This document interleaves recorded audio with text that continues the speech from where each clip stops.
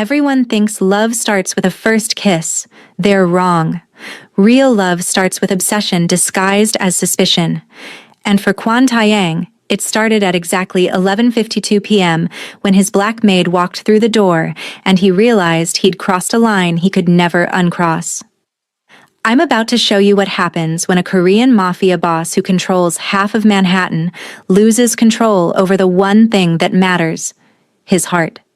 And trust me, by the end of this story, you'll understand why some obsessions are worth destroying yourself for. If you're ready for a romance that'll have you on the edge of your seat, hit that like button right now, because this ending will wreck you in the best way possible. The penthouse smelled like bergamot and leather. Expensive, curated, cold. Quan Taiyang stood by the floor-to-ceiling windows overlooking the Manhattan skyline, his broad shoulders rigid beneath a black silk shirt that cost more than most people's rent. The tattoo of a phoenix curled up his forearm, disappearing beneath the rolled sleeve.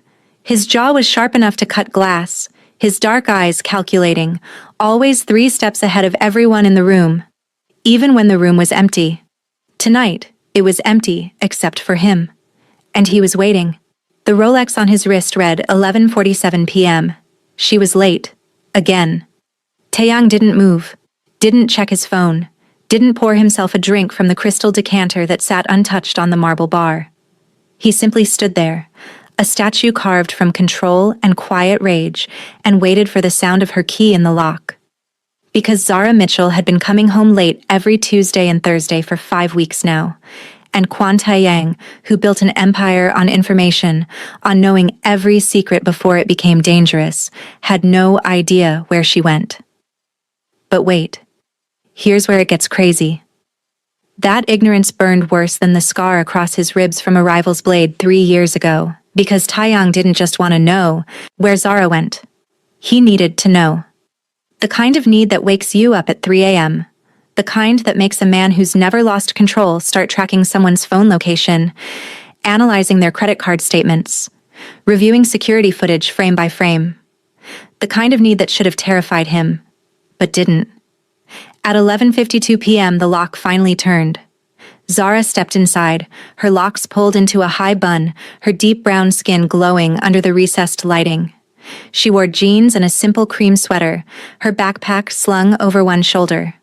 She looked tired, beautiful, completely unaware that he'd been standing in the shadows for 2 hours. She kicked off her sneakers by the door, always so careful, so respectful of his space, and headed toward the kitchen. That's when Taiyang stepped into the light. "You're late." Zara jumped, pressing a hand to her chest. "Jesus, Taiyang, you scared me." "Answer the question." Her dark eyes narrowed. It wasn't a question, it was a statement. "Where were you?" "Out." His jaw tightened. "Out where?" "Does it matter?" She moved past him toward the refrigerator, pulling out a bottle of water. Her movements were graceful, efficient. She'd been working for him for 8 months now, and she'd learned to navigate his space like it was her own. That familiarity used to comfort him. Now it felt like a threat. "Yes," he said quietly. "It matters." Zara turned, leaning against the counter. The exhaustion in her eyes was real, but so was the defiance. "I work for you, Taeyang. I don't work for you. There's a difference. You live in my home. In the guest quarters, which I pay for with my labor." She unscrewed the bottle cap. "I clean a 15,000 square foot penthouse, manage your dry cleaning, coordinate with your chef, and make sure your life runs smoothly. What I do with my 2 nights off a week is my business." Taeyang crossed the distance between them in 3 strides. He didn't touch her, didn't need to. He simply stood close enough that she had to tilt her head back to meet his eyes, close enough that the bergamot of his cologne mixed with the faint floral scent of her body lotion. "Everything in my world is my business," he said softly, "especially when it involves someone under my roof." Zara didn't flinch. "Then maybe I shouldn't be under your roof." And here's what nobody tells you about powerful men. The words hit him like a blade between the ribs. Not because they were cruel, but because they revealed the one truth he'd been avoiding. He didn't want her to leave. Not her quarters. Not his penthouse. Not his life. She pushed off the counter, moving around him toward the hallway that led to her quarters. I'm tired. Good night. Zara. She stopped but didn't turn around. Taeyang's hands flexed at his sides. He wanted to grab her wrist, pull her back, demand answers until she broke. But he'd learned long ago that power wasn't always about force. Sometimes it was about patience. Who is he? The question came out rougher than he intended. Now she turned. Confusion flickered across her face. Excuse me? The man you're seeing. Who is he? For a moment, she just stared at him. Then, impossibly, she laughed. A short, disbelieving sound. You think I'm seeing someone? You disappear twice a week. You come back exhausted. You won't tell me where you've been. His voice dropped. What else am I supposed to think?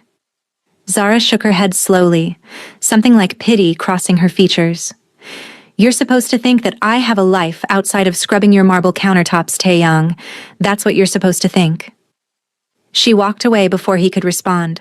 The door to her quarters closed with a soft click that echoed like a gunshot in the silence. What Kwon Taeyang didn't know, what he couldn't know, because Zara Mitchell protected her privacy like a fortress, was that Tuesday and Thursday nights weren't about a man. They were about survival. 18 months ago, Zara had been a fourth-year English literature major at NYU with a 3.9 GPA and a full scholarship. She'd been 3 months from graduating when her mother, her only family, was diagnosed with stage 4 pancreatic cancer. The medical bills came faster than the hospital could print them. Zara dropped out, sold everything she owned, moved her mother into a hospice facility that drained her savings in 6 weeks. She worked 3 jobs, waitressing, tutoring, cleaning apartments. And it still wasn't enough. Her mother died on a Tuesday morning in October. Zara had $219 in her bank account and nowhere to live. That's when she saw the job posting. Live-in housekeeper for private residence, $18,000 a month, discretion required. She didn't ask questions, didn't care that the man who interviewed her had cold eyes and a reputation that made her Uber driver ask twice if she was sure about the address. She needed the money. She needed a place to sleep. She took the job.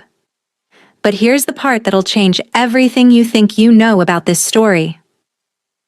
What Taeyang also didn't know was that Zara had been using her nights off to finish what her mother's death had stolen, her degree. She'd re-enrolled at NYU as a part-time evening student, paying out of pocket with the money she earned scrubbing his floors. Every Tuesday and Thursday, she sat in lecture halls and wrote essays and reminded herself that she was more than the tragedy that had derailed her life. She was rebuilding, slowly, quietly, alone. And she'd be damned if she'd let her emotionally unavailable, criminally connected employer ruin that for her. The next morning, Zara found an envelope on the kitchen island. Inside was a black American Express card with her name embossed in silver. No note, no explanation. She left it there and made his coffee exactly the way he liked it. 2 shots of espresso, no sugar, a splash of oat milk. When Taeyang emerged from his bedroom at 7:30 a.m., immaculate in a charcoal suit, she set the cup in front of him without a word. He glanced at the envelope. You didn't take it. I don't need your credit card. It's not charity, it's access. To what? Whatever you need. He sipped his coffee, his gaze never leaving her face. Clothes, transportation, tuition. Zara's blood went cold. She set down the dish towel very carefully. What did you just say? Taeyang's expression didn't change. You're taking night classes at NYU, English literature. You're 3 credits away from finishing your degree. He tilted his head slightly. Did you think I wouldn't find out? For a moment, Zara couldn't breathe. Then the anger hit. You had me investigated. It wasn't a question. I investigate everyone. I work for you. I don't owe you my life story. You live in my home. His voice was maddeningly calm. That makes your life story relevant. If you're still watching, drop a Comment right now telling me if you'd forgive him for this, because what happens next will test everything you think about trust. Zara grabbed the envelope and slapped it onto the counter in front of him. I don't want your money. I don't want your access. What I want is for you to stay out of my business and let me do my job. She turned toward the sink, gripping the edge of the marble to keep her hands from shaking. Behind her, she heard him stand. Felt him approach. Your mother's name was Gloria, Taeyang said quietly. She was a nurse. Pancreatic cancer. You dropped out to take care of her, and when she died, you had nothing left. Zara's eyes burned. You've been working yourself to exhaustion for 18 months, he continued, his voice closer now, right behind her. 3 jobs before you came here. You sleep 4 hours a night, you skip meals, and you're still trying to finish what she wanted you to finish. A tear slipped down her cheek before she could stop it. That's not weakness, Zara. His hand appeared beside hers on the counter, not touching, just there. That's strength. And I respect it. She wiped her face roughly. Then respect my choice to do it alone. What if you didn't have to? I don't need saving, Taeyang. I'm not trying to save you. His reflection appeared in the darkened window in front of them, his face unreadable. I'm trying to invest in you. There's a difference. Zara turned slowly. This close, she could see the faint scar along his collarbone, barely visible above his shirt collar. Could see the way his dark eyes softened just slightly when they met hers. Why? She whispered. For the first time since she'd met him, Kwan Taeyang looked uncertain. Because, he said finally, you're the first person in 5 years who hasn't wanted something from me, and I don't know what to do with that. What neither Taeyang nor Zara knew was that someone had been watching their morning confrontation through the penthouse security feed. His name was Jin Matsuda, Taeyang's oldest friend, his right hand. The man who'd helped him build the Huang Empire from a single shipping container operation into a network that moved everything from rare antiquities to classified information across 3 continents. Jin sat in his own apartment 15 blocks away, watching the security footage on his laptop, and felt something dark twist in his chest. Jealousy was an ugly thing, especially when you'd been in love with someone for 7 years and watched them finally look at someone else the way you'd always wanted them to look at you. Everyone says jealousy destroys relationships. They're wrong. It destroys the person who can't let go. Jin had been there when Taeyang's ex-fiancée, Hana Lim, had betrayed him, had sold his shipping routes to a rival syndicate, and disappeared with $3 million in cash. Jin had been the one to find Taeyang afterward, beaten and bleeding in a warehouse, the Phoenix, tattoo on his arm still fresh, and the engagement ring still in his pocket. He'd been the one to help Taeyang rebuild, and he'd been waiting, patiently, quietly, for Taeyang to finally see him. But now there was Zara Mitchell, beautiful, principled, completely unaware that she'd become the most dangerous person in Taeyang's world because she made him soft. And soft men didn't survive in their business. Jin closed the laptop and made a phone call. It's me, he said when the line connected. I need information on someone. Zara Mitchell. Everything. Where she goes on Tuesday and Thursday nights. Who she talks to. Who she texts. He paused. And I need to know if there's anyone we can use to make her leave. Because if Jin couldn't have Taeyang's heart, he'd make damn sure no one else would either. Over the next 3 weeks, things changed. Taeyang stopped interrogating Zara about her nights away. Instead, he started leaving things for her. A new laptop on her bed with a note that said, "For your essays." A gift card to the NYU bookstore, a standing reservation at a quiet cafe near campus where she could study between shifts. Zara wanted to be angry about it, but the gifts weren't controlling, they were thoughtful. And that scared her more than his interrogations ever had, because she was starting to realize something terrifying. Kwan Taeyang wasn't just her employer anymore. He was becoming someone she looked forward to seeing. Someone whose rare smiles made her heart skip. Someone who sat with her at 2 a.m. when she was stressed about a paper, not saying anything, just keeping her company while she worked. The tension between them shifted. It became something electric. Dangerous. One night, Taeyang found her on the balcony at midnight, wrapped in a blanket, staring at the city lights. He didn't ask her permission, just sat beside her, close enough that their shoulders almost touched. "Can't sleep?" he asked. "Thinking." "About?" Zara glanced at him. The moonlight caught the sharp line of his jaw, the way his dark hair fell across his forehead. "About how this got complicated." "This?" She gestured between them. "Whatever this is." Taeyang was quiet for a long moment. Then, "Do you want it to be simple?" "I don't know what I want." She pulled the blanket tighter. "You're my boss.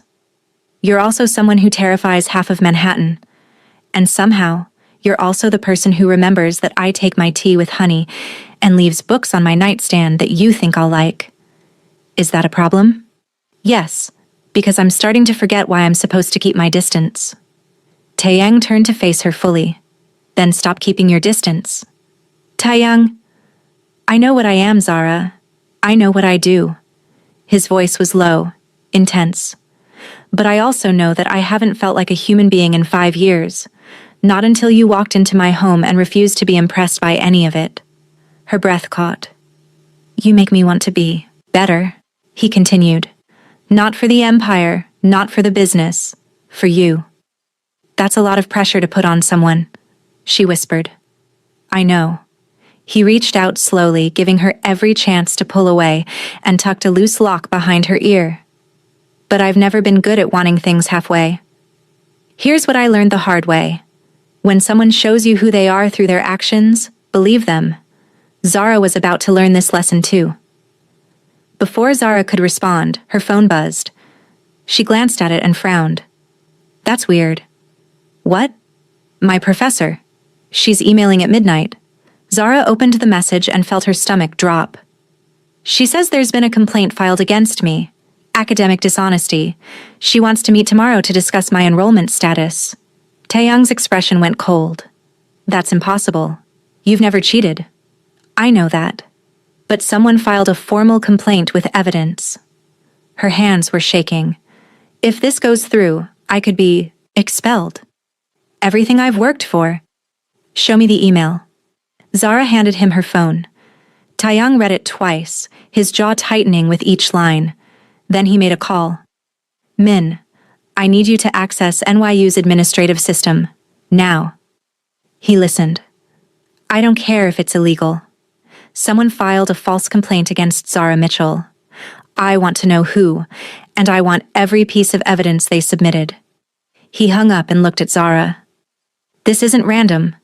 "What do you mean?" "Someone's targeting you, and they're doing it to hurt me."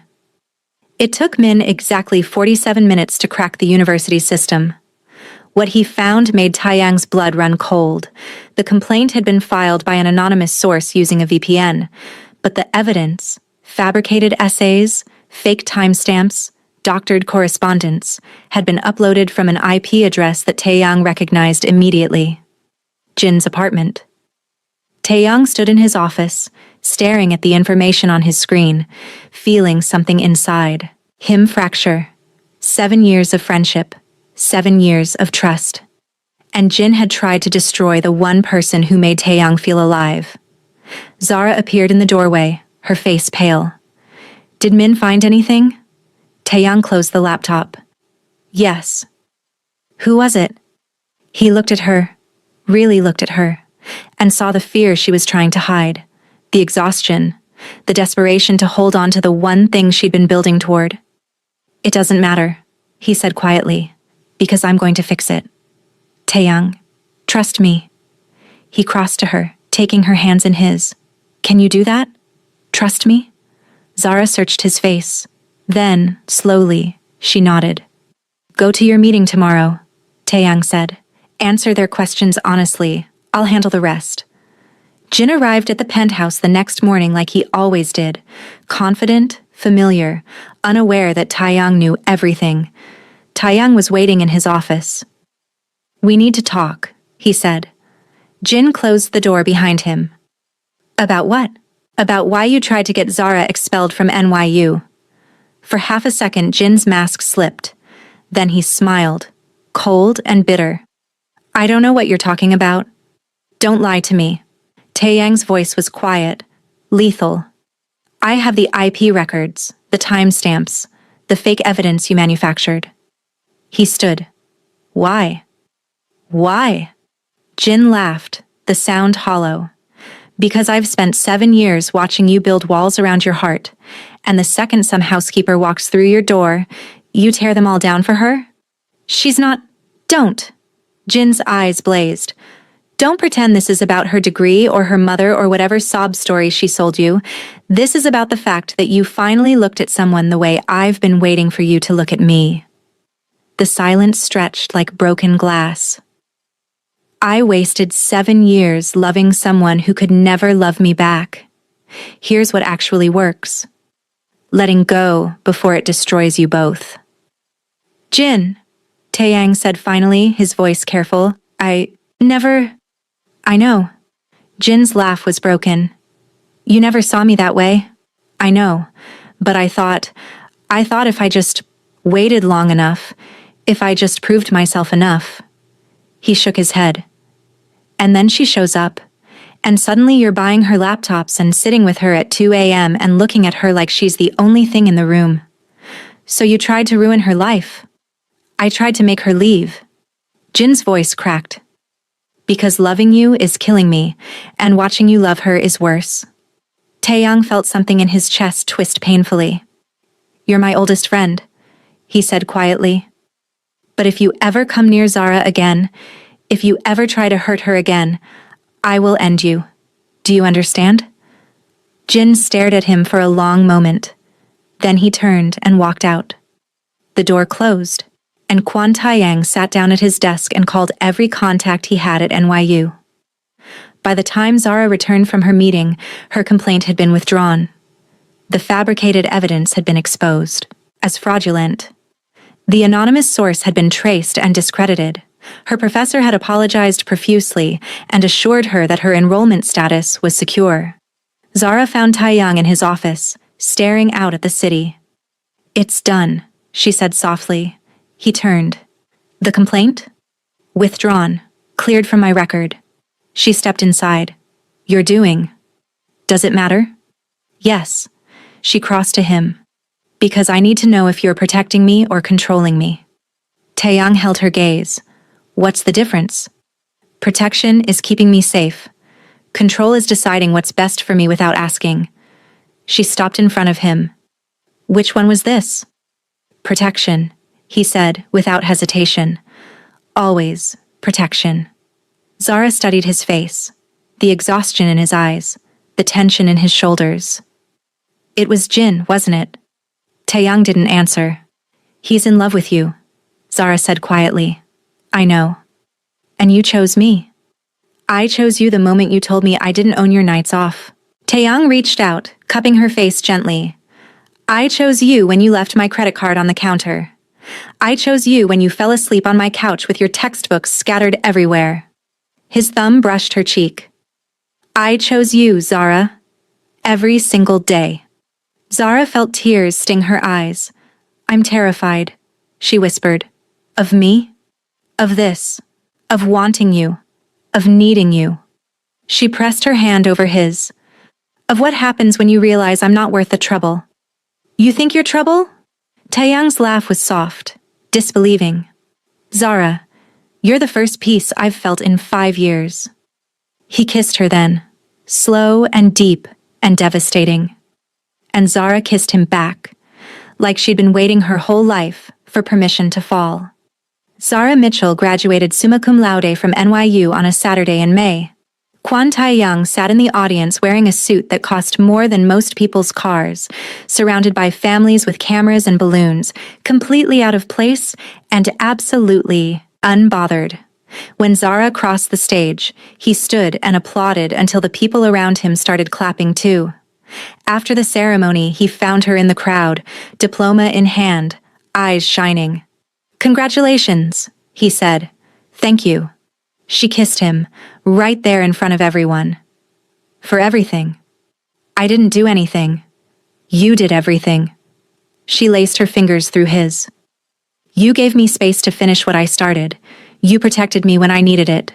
You let me be strong. Taeyang pulled her close. You were always strong, Zara. I just made sure the world knew it. That night, back in the penthouse, Taeyang presented her with one final gift. A key. Not to his apartment. She'd had that for months. To a brownstone in Brooklyn. 3 stories. A garden. Space for an office where she could write. It's yours, he said. No strings, no conditions. Just yours. Zara stared at the key, then at him. Move in with me, Taeyang said quietly. Not as my housekeeper, as my partner, as my equal. He took her hand. Let me build something with you that isn't about empires or power. Something that's just ours. Zara looked at this man. This dangerous, complicated, surprisingly soft man who'd learned to love again because she'd refused to make it easy. Yes, she whispered. And Kwan Taeyang smiled, a real smile, the kind that reached his eyes, and kissed her like he'd finally found home. Here's the truth nobody wants to admit. Real love isn't about perfection. It's about choosing someone even when they're broken, even when they're difficult, even when loving them costs you everything. Taeyang and Zara didn't get a fairy tale. They got something better. They got real. If this story made you feel something, smash that subscribe button and drop a comment telling me which moment hit you hardest. Was it when Taeyang confronted Jin? When Zara found out about the investigation? Or that final proposal scene?